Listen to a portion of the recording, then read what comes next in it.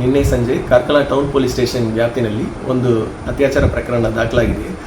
ಕೇಸಿನ ಸಾರಾಂಶ ಏನಂದರೆ, ವಿಕ್ಟಿಮ್ಗೆ ಈ ಅಕ್ಯೂಸ್ಡ್ ಆದ ಅಲ್ತಾಫ್ ಸುಮಾರು 3 ತಿಂಗಳಿಂದ ಇನ್ಸ್ಟಾಗ್ರಾಮ್ನಲ್ಲಿ ಪರಿಚಯ ಆಗಿದ್ದಾರೆ. ಅವರೆಲ್ಲ ಒಂದೇ ಊರು, ಒಂದೇ ಭಾಗದವರು. ಅವರು ಪರಿಚಯ ಆದ ಮೇಲೆ ನಿನ್ನೆ ಮಧ್ಯಾಹ್ನ ಒಂದು ಕಡೆ ಬರೋಕ್ಕೆ ಹೇಳ್ತಾ ಇದ್ದಾನೆ ಅಲ್ತಾಫ್. ಅಲ್ಲಿ ವಿಕ್ಟಿಮ್ ಹೋದಾಗ ಅವರನ್ನು ಕಿಡ್ನ್ಯಾಪ್ ಮಾಡಿಕೊಂಡು ಗಾಡಿನಲ್ಲಿ ಒಂದು ಕಡೆ ಹೋಗಿ ನಿಲ್ಲಿಸಿ, ಮತ್ತೆ ಅಲ್ಲಿ ವಿಕ್ಟಿಮ್ದು ಅಕ್ಯೂಸ್ಡ್ದು 2 ಫ್ರೆಂಡ್ಸು ಅಲ್ಲಿ ಬರ್ತಾ ಇದ್ದಾರೆ. ಬಂದು ಅವರು ಬಿಯರ್ ಬಾಟ್ಲನ್ನು ಕೊಟ್ಟಿದ್ದಾರೆ.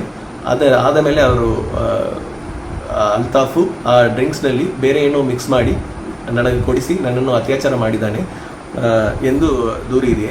ಇದರ ಸಲುವಾಗಿ ಕಾರ್ಕಳ ಟೌನ್ ಪೊಲೀಸ್ ಸ್ಟೇಷನ್ನಲ್ಲಿ ಕ್ರೈಮ್ ನಂಬರ್ 145/24ನಲ್ಲಿ ಅಂಡರ್ ಸೆಕ್ಷನ್ 138/64 ಮತ್ತು 3 ಸಬ್ ಕ್ಲಾಸ್ 5 BNSನಲ್ಲಿ ಕೇಸ್ ದಾಖಲಾಗಿದೆ.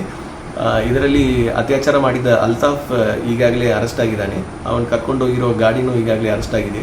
ಮತ್ತು ಆ ಬಿಯರ್ ಬಾಟಲ್ ತಂದು ಕೊಟ್ಟಿರುವ ಸವೇರಾ ರಿಚರ್ಡ್ ಕಾರ್ಡೋಸಾ ಎಂಬ ಇನ್ನೊಂದು ಆರೋಪಿ ಮತ್ತು ಅವನು ತಂದಿರುವ ಗಾಡಿಯನ್ನು ಈಗಾಗಲೇ ಸೀಸ್ ಮಾಡಲಾಗಿದೆ.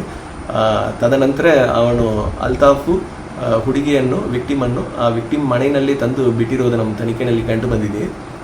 ಈಗ ಹುಡುಗಿಯನ್ನು ಹೆಚ್ಚಿನ ಚಿಕಿತ್ಸೆಗಾಗಿ KMC ಮಣಿಪಾಲ್ ಹಾಸ್ಪಿಟಲ್ನಲ್ಲಿ ಸೇರಿಸಲಾಗಿದೆ. ಹುಡುಗಿದು ಮತ್ತೆ ಈಗ ಜುಡಿಷಿಯಲ್ ಆಫೀಸರ್ ಮುಂದೆ ಮಾಡುವ ಹೇಳಿಕೆ ಮತ್ತು ಮೆಡಿಕಲ್ ರಿಪೋರ್ಟ್ಸ್ ಮತ್ತು ಆರೋಪಿದು ಅರೆಸ್ಟ್ ಪ್ರೊಸೀಜರ್ಸ್ ಆದಷ್ಟು ಬೇಗನೆ ಮಾಡಿ ಮುಂದೆ ಕಾನೂನು ರೀತಿಯಲ್ಲಿ ಕ್ರಮ ತಗೊಳ್ಳಲಾಗುವುದು.